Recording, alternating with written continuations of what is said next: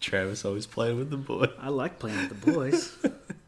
Is that your theme music? Taking my shirt off and high-fiving in slow-mo. Doing that weird bite teeth thing that Iceman does. Yeah. There you go. So yeah, this is Rogue One, not Top Gun. Yes. Okay. Disappointed. Yeah. It should have been Rogue One, a Top Gun story. Ooh. In space. In space, yeah.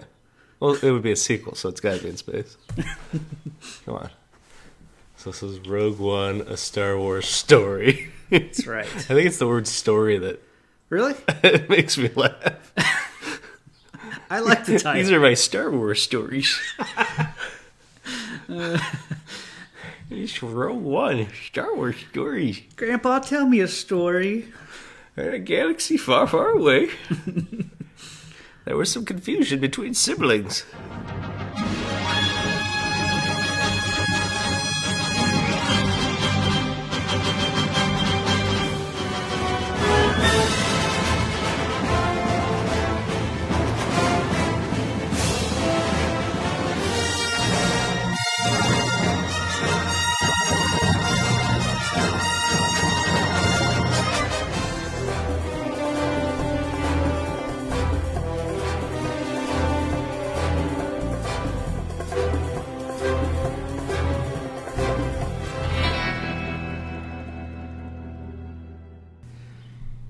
Greetings, citizens, and welcome to Exciting Adventure of Real Comic Heroes podcast. I'm Travis. I'm Patrick.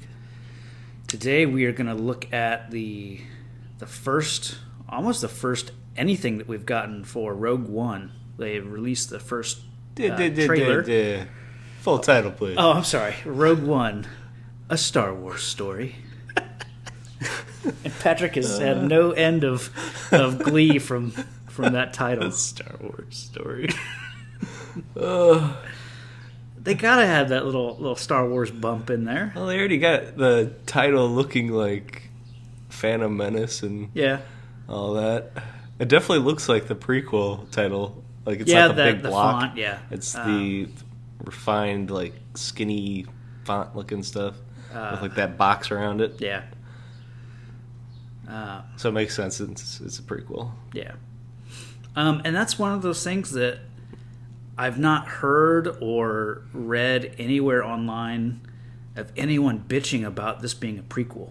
Like, no one has said, Star Wars is doing more prequels.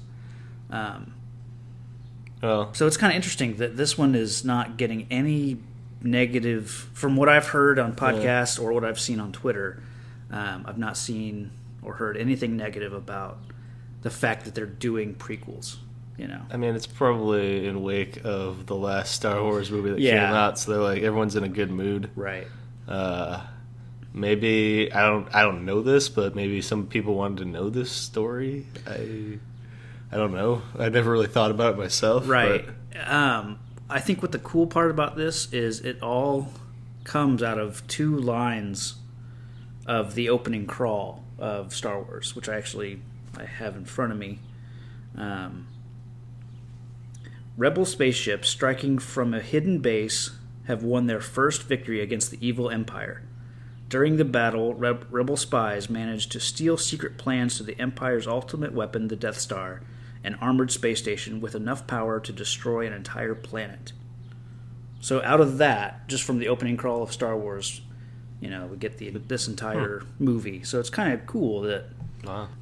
I just like that it's not just a random story that they're telling. It's actually woven into, the first movie. So that's kind of cool. Cool. So what we're going to do is we're going to play the trailer, then talk about it, like kind of in little sections instead of trying to talk about the entire trailer as a whole. And Patrick has not seen the trailer yet, so this is going to be a brand new little look for him. I'm assuming this is like Top Gun. Yeah. In outer space. Yeah, probably. We'll see. Another weird thing about this is, aside from this trailer now, we've only had one photo that they released like months and months ago. And the movie comes out this December. So it's weird. It's almost with what Marvel's doing with Doctor Strange. Like nothing has been released except for a few pictures. Huh. So it's strange that they're holding all of this stuff in. Well, they were pretty sloppy with the Star Wars movie. They were giving you stuff left and right, it seemed like. I don't know. I felt like they kept enough of it in. Maybe I just felt that way because I listened to some Kevin Smith stuff. So, and he talked about it a lot, so I felt like it was out there a lot. Like, I don't know. Maybe it's just because I've already seen the big ramp up around the movie release.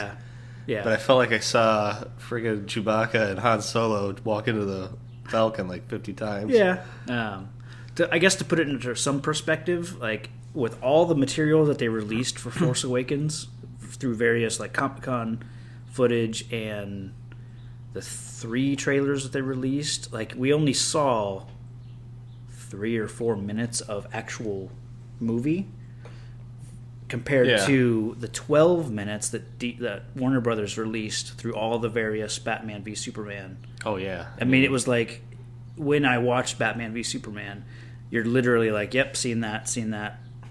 Seen that, So. Yeah, they spread out the content, whereas Star Wars seemed to focus on specific points of the movie. Right. Like Luke and his hand fondling R2-D2. Rubbing that big dome. Well, I guess maybe... was that his mechanical hand? Yeah. So maybe his hand fell in love with R2-D2 on a mechanical level. Hey.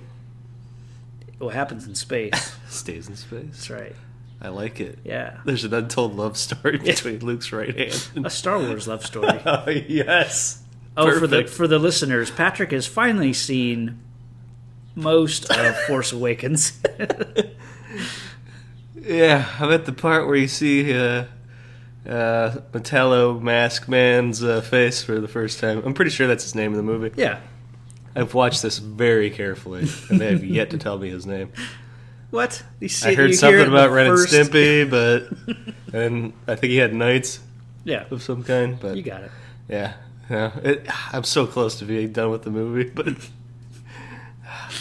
don't get me wrong, I like the movie. It's just kid getting in the way. And you need to just carve out 2.5 hours of time uninterrupted.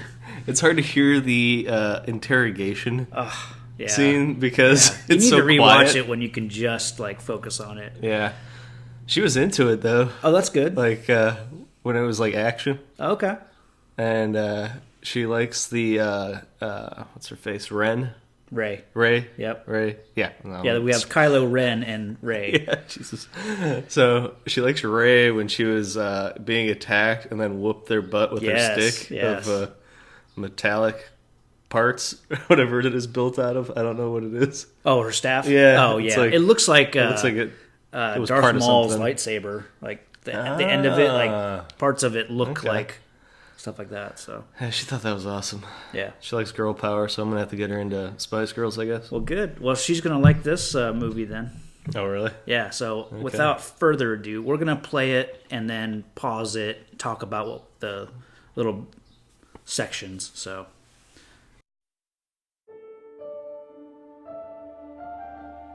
State your name for the record.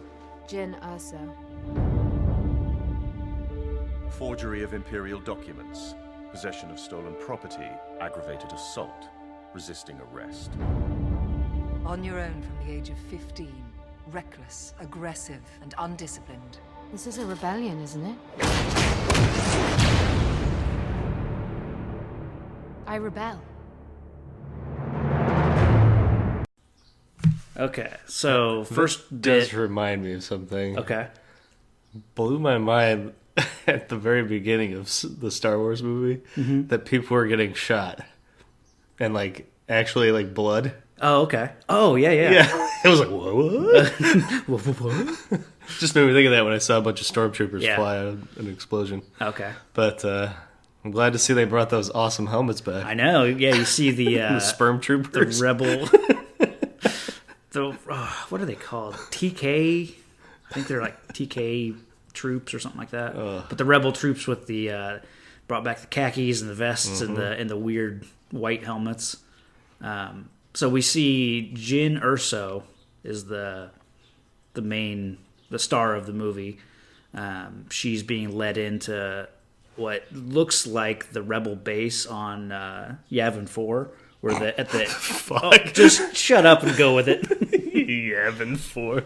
I don't know. I'm pretty sure that was Dewdap 7. No. Yavin 4. They say Yavin 4 like 20 times at the end of Star Wars, so okay. It's not weird that I know the name of the planet. Okay. But like I was saying, we see it's like a stone temple with vines and stuff like that growing out of it, and that's like the hangar for all the X-Wings, so we can tell right away that we're in the same location as the Rebel base in Star Wars. So they're Stone Temple pilots. Oh my god. Boom.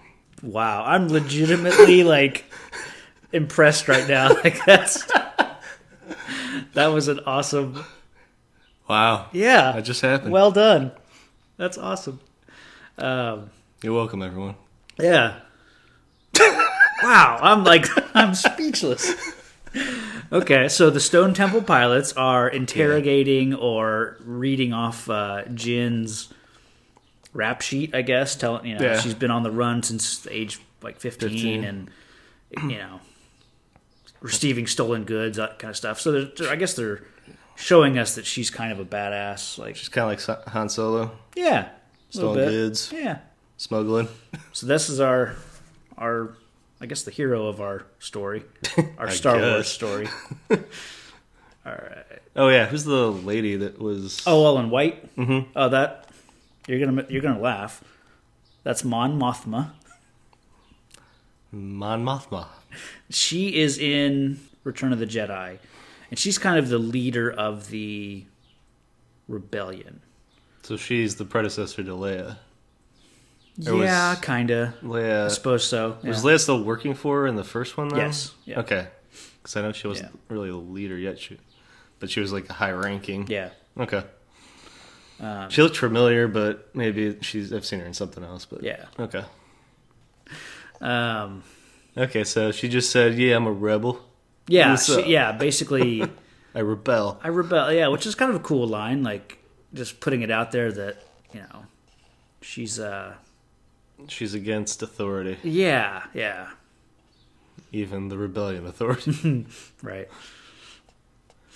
So now we're at the Lucasfilm logo. Limited. Yeah. So we'll keep going.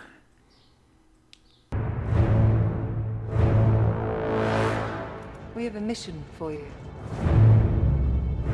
A major weapons test is imminent. We need to know what it is and how to destroy it.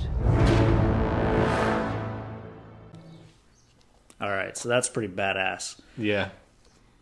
They tell her that she's got a mission, and we get to see everyone the Star Destroyers, that spaceship that we see, they all pretty much look identical, but a lot of rumors and stuff online, people are saying that is specifically Vader's Star Destroyer. Yeah, okay. I don't know what would give that away. Well, the exhaust port in Panel 5 clearly. Yeah. So we get to see that with the Death Star backdrop. And then you get to see the dish being installed, which is just that's pretty cool. Pretty awesome. Yeah, I was trying to figure out the shadows, what the hell was going on. Yeah, I thought it was weird, some kind of weird eclipse that was moving really fast. But then, when they pull out, you see the dish. Because, the ship's moving along with it. Yeah. And I'm like, that makes no sense. Yeah. And then you see the dish. Yeah. I was waiting for it to say DirecTV on it. Product placement. Yeah. Could you imagine? That would kill the internet. Yes. That would literally break the internet like Kim Kardashian's trying to. Yeah. That would do it, I think. Somebody needs a goof. Oh, man. That would be the best viral marketing campaign. Yeah. I mean, it would tick off your fan base to no end. But well, you could even do you show that sequence where it's being installed, and then you cut to a stormtrooper sitting on a couch inside. Now we can watch whatever Zanzibar 5, The Reckoning. Yeah. And it's Arnold Schwarzenegger in a trailer. Yeah. I know how to ruin things. Right. Ooh, I like that nickname, The Ruiner. The Ruiner. Okay, citizens. I'm here with The Ruiner. How awesome is that? That actually sounds badass. All right, Ruiner. Yeah, The Ruiner. Yep, I like it. That's sticking. Got a sweet nickname. And all right, so we've got... I'm paused right now on, middle-aged or 50-year-old. Yeah, I was about to say. I guess more than middle-aged, yeah. So I'm guessing he's in his 60s. Yeah. We'll see what he has to say. Is that clear? Yes, sir.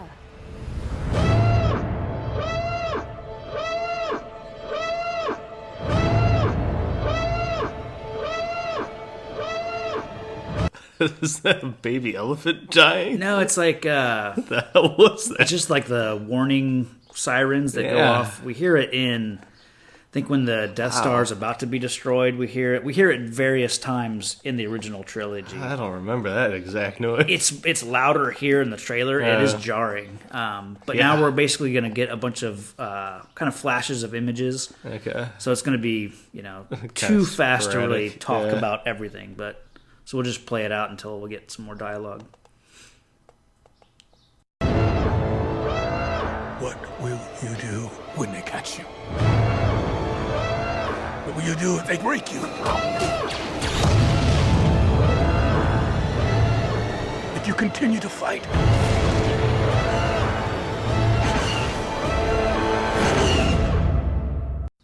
How badass is that? That's pretty Seeing awesome. the AT-ATs. See, I call them AT-ATs. Yeah.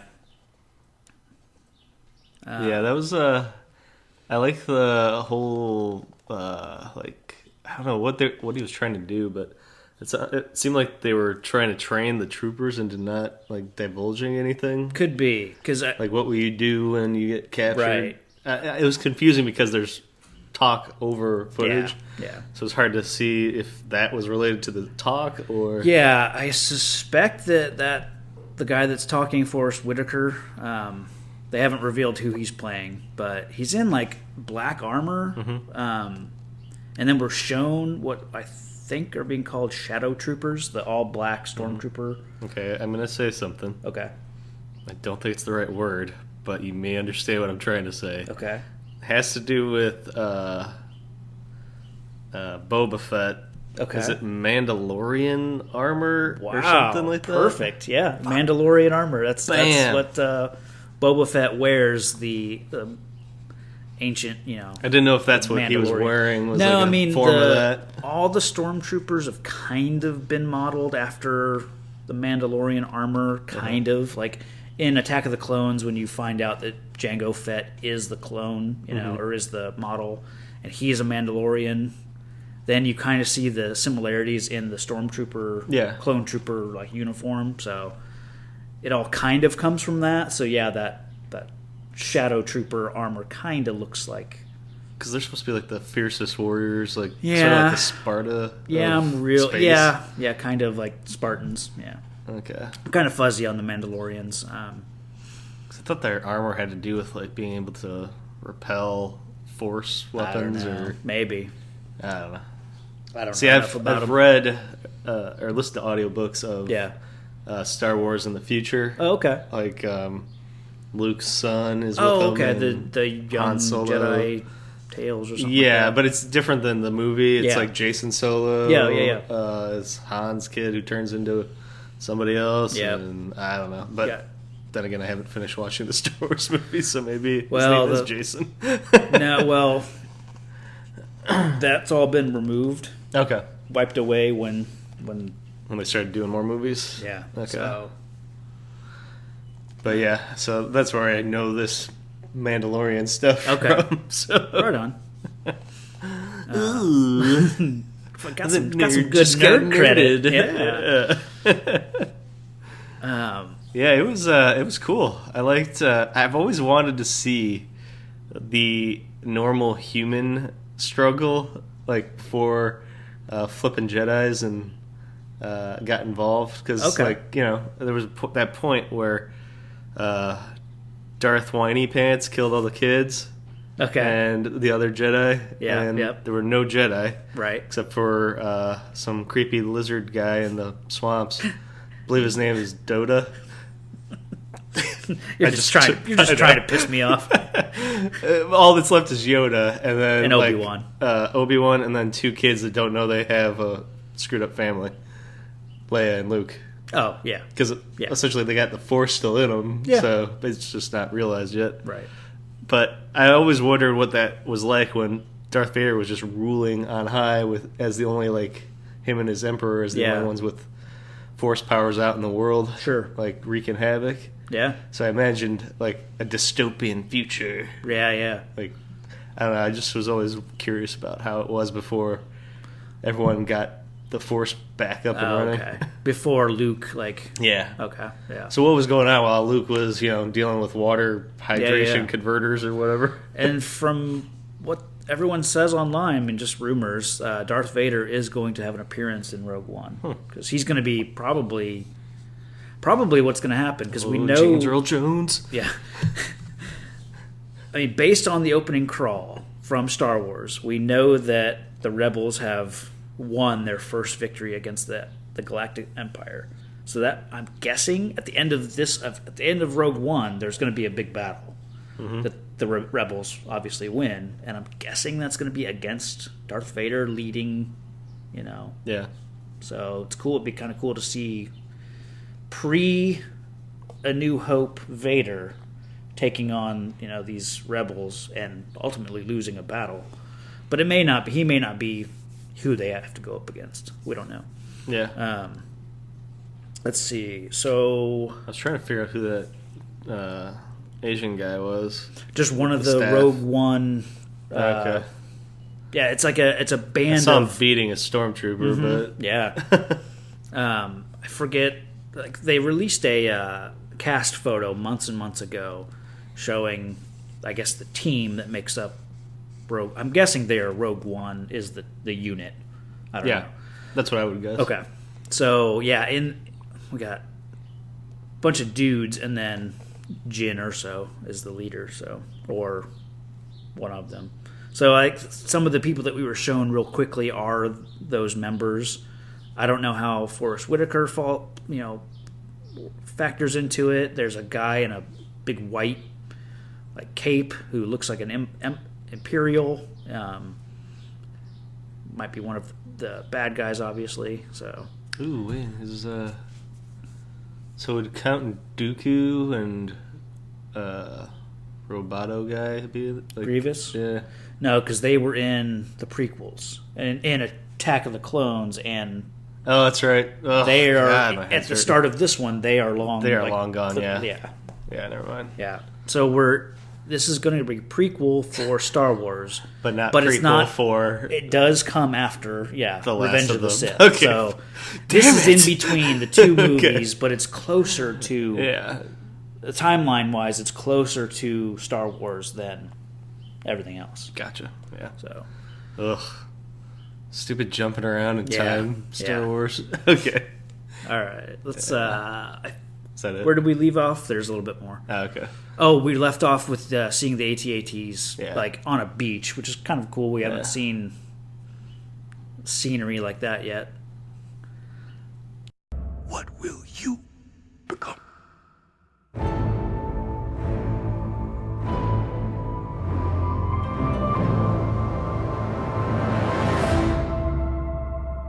Was she wearing like a Darth Vader chest piece? What was that? Well, it looks like she's in the uniform of a TIE fighter pilot. Okay. So I'm guessing, and it's even got the Empire insignia on the shoulder. So I'm guessing, has infiltrated. Double agent. Nice.